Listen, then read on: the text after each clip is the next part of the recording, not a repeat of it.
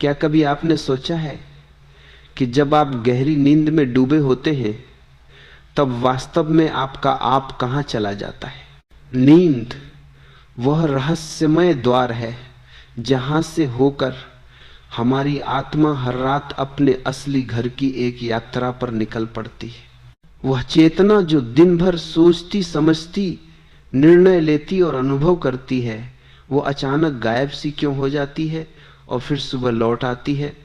यही रहस्यमय क्षण, यही सुषुप्ति की अवस्था मानवीय चिंतन की सबसे प्राचीन और गूढ़ पहेलियों में से एक रही है। क्या नींद में हमारी आत्मा अपना एक अलग यात्रा पथ शुरू करती है? प्राचीन ऋषियों से लेकर आधुनिक तंत्रिका विज्ञानियों तक सभी ने नींद की उस अदृश्य दुनिया को समझने का प्रयास किया है जो हमारी चेतना को एक ऐसे आयाम में ले जाती है जहां समय और स्थान का बंधन टूट जाता है, जहां हम स्वप्नों के माध्यम से असंभव को संभव करते देखते हैं और जहां शरीर के सुप्त प्राय रहने पर भी मन की एक सक्रियता अनवरत चलती रहती है। वास्तव में नींद को आत्मा का निवास या उसकी गतिविधि का क्षेत्र मानने की अवधारणा मानव सभ्यता के आरंभिक चिंतन में ही दिखाई देती है। जैसे हिंदू दर्शन में सुषुप्ति अवस्था को आत्मा की स्वच्छंदता का काल माना गया है, जहां वह माया के बंधन से मुक्त होकर अपने शुद्ध स्वरूप में विचरण करती है, वहीं पाश्चात्य दर्शन में भी प्लेटो जैसे विचारक नींद को उस काल के रूप में देखते थे जब आत्मा विशुद्ध बुद्धि से जुटती है। इसके विपरीत आज का विज्ञान नींद को मस्तिष्क की एक जटिल शारीरिक व तंत्रिकीय प्रक्रिया बताता है जिसमें न्यूरॉन्स का सक्रियण, न्यूरोट्रांसमीटर्स का स्त्राव और मस्तिष्क की विद्युतीय तरंगों डेल्टा, थीटा, अल्फा में परिवर्तन होता है। किंतु फिर भी यह प्रश्न अनुत्तरित रह जाता है कि इन सभी जैव रासायनिक प्रक्रियाओं के पार जो चेतना का अनुभव होता है वह कहां से आता है और कहां लौट जाता है? क्या यह चेतना ही आत्मा का समकालीन नाम है? जब हम गहरी निद्रा में होते हैं तब हमारा शरीर पलंग पर पचा रहता है, किंतु हम स्वयं उस शरीर से परे किसी ऐसे स्थान पर होते हैं जहां हम उड़ सकते हैं, समुद्र में गोता लगा सकते हैं, किसी से बात कर सकते हैं या डरावने दृश्य देख सकते हैं। ये स्वप्न क्या है? क्या ये केवल मस्तिष्क द्वारा दिन भर की सूचनाओं को व्यवस्थित करने की प्रक्रिया है या फिर आत्मा द्वारा देखे गए दृश्य हैं जो हमारी अवचेतन इच्छाओं, भयों और अनुभवों का प्रतिबिंब है? स्वप्नों की वह दुनिया जहां तर्क की जंजीरें टूट जाती हैं और कल्पना के पंख खुल जाते हैं, शायद आत्मा की मुक्त उड़ान का ही एक रूपक है।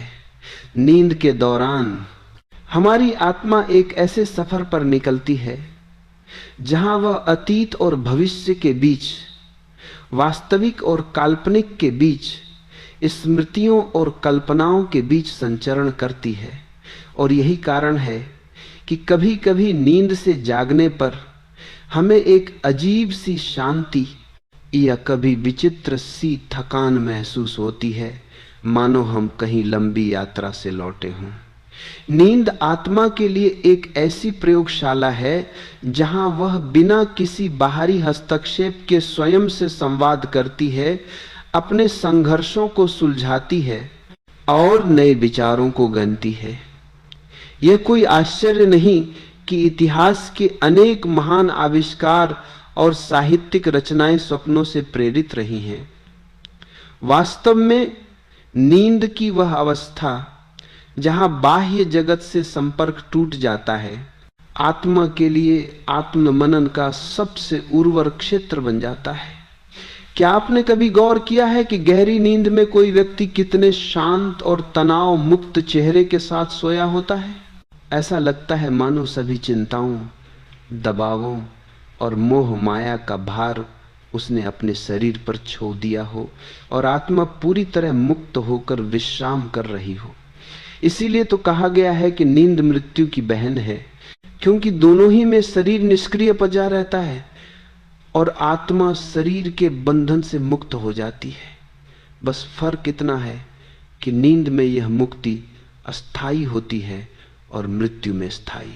नींद इस अर्थ में आत्मा के लिए एक नियमित अभ्यास है, एक रिहर्सल है उस महामुक्ति के लिए जिसे हम मृत्यु कहते हैं।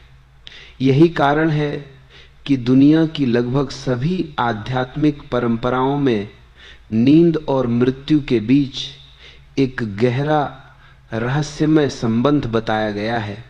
हिंदू दर्शन के अनुसार जीवात्मा नींद के दौरान शरीर को एक कोमल रेशे से बांधकर ईसा पिंगला नहीं बल्कि सुषुम्ना नामजी के मार्ग से ब्रह्मांडीय ऊर्जा में विलीन होने का प्रयास करती है, और स्वप्न वह अनुभव है जो इस यात्रा के दौरान होता है।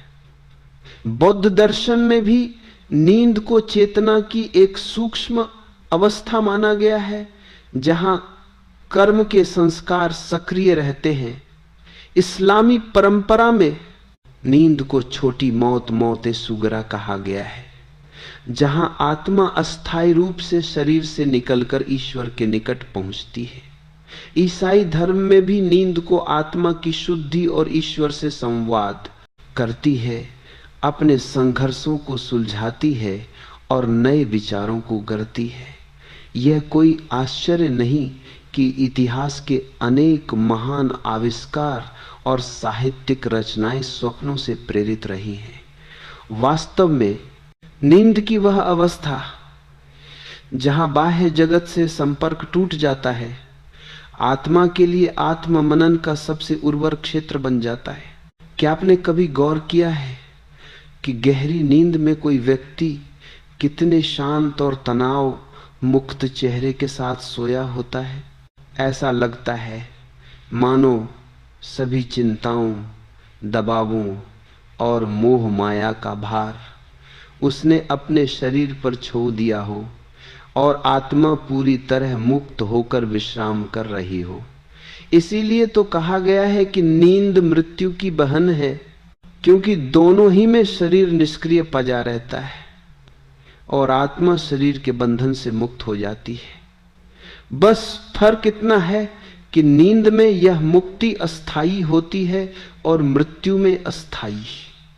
नींद इस अर्थ में आत्मा के लिए एक नियमित अभ्यास है, एक रिहर्सल है उस महामुक्ति के लिए जिसे हम मृत्यु कहते हैं।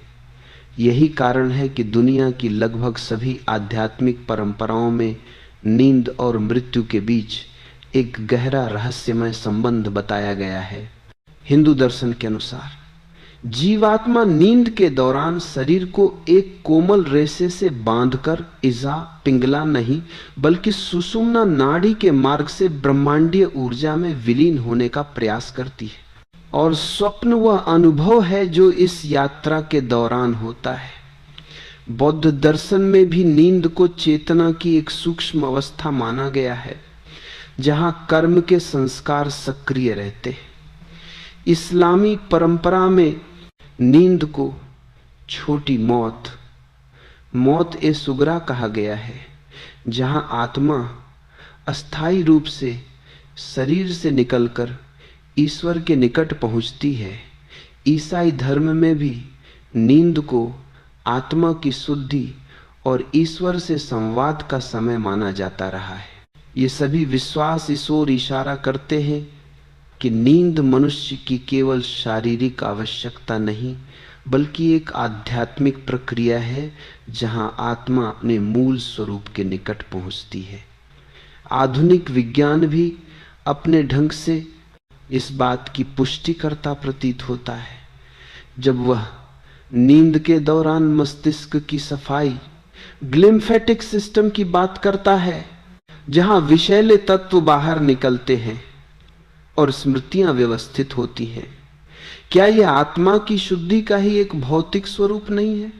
जब हम नींद से वंचित रहते हैं तो न केवल हमारा शरीर थकान महसूस करता है, बल्कि हमारी आत्मा भी एक अजीब सी बेचैनी, चिचिचापन और असंतुलन महसूस करती है, मानो उसे अपने मूल स्रोत से जुड़ने का अवसर न मिलने के कारण क्षोभ हो रहा हो।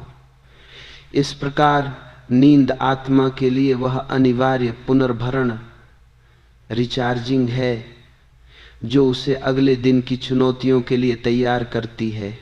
स्वप्नों की भाषा को समझना आत्मा की भाषा को समझने जैसा है, जो प्रतीकों, रूपकों और संकेतों में बात करती है।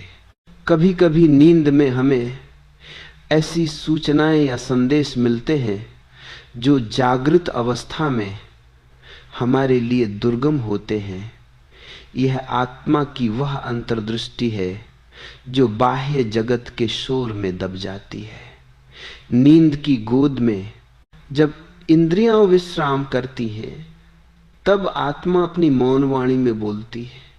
इसलिए जो लोग ध्यान और आत्म साक्षात्कार की राह पर चलते हैं, उनके लिए नींद और जागरण के बीच की वह सीमा रेखा धुंधली होने लगती है और वे जागृत अवस्था में भी उस शांति और आंतरिक दृष्टि को बनाए रखने का प्रयास करते हैं जो सामान्यतया नींद में ही प्राप्त होती है।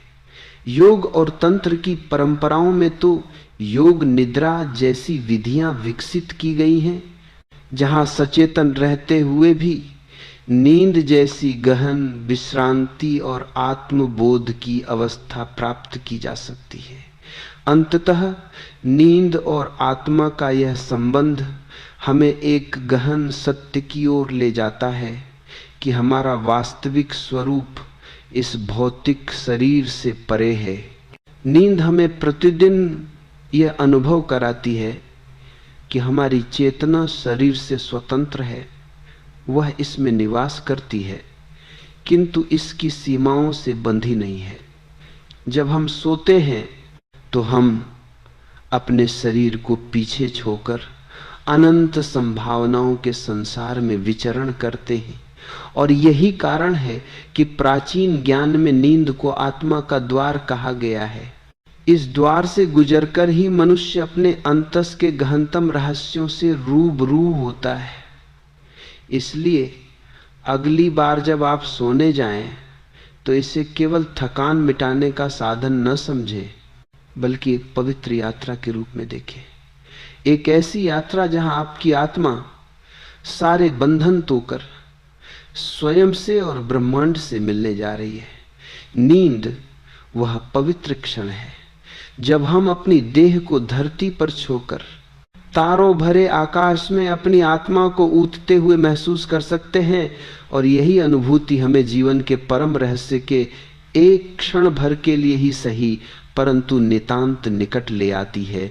इस प्रकार नींद में आत्मा की उपस्थिति का यह विचार कोरी कल्पना नहीं, बल्कि मानवीय अनुभूति और चिंतन की एक सनातन धारा है जो हमें याद दिलाती है कि हम केवल शरीर नहीं अपितु एक चेतन आत्मा है, और नींद हमारे लिए वह दैनिक अनुष्ठान है जो इस सत्य की पुष्टि करता है।